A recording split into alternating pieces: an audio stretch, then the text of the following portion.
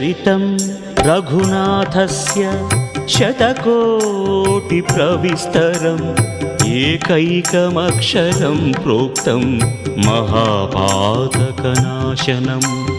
ध्यात्वा नीलोत्पलश्यामं रामं राजीवलोचनं जानकीलक्ष्मणोपेतं जटामकुटमण्डितं सासितूणधनुर्बाणपाणिं नक्तं चरान्तकम् स्वलीलया जगत्त्रातुम् आविर्भूतमजं विभुं रामरक्षां पठेत् प्राज्ञः पापघ्निं सर्वकामदां शिरो मे राघवः पातु भालं दशरथ।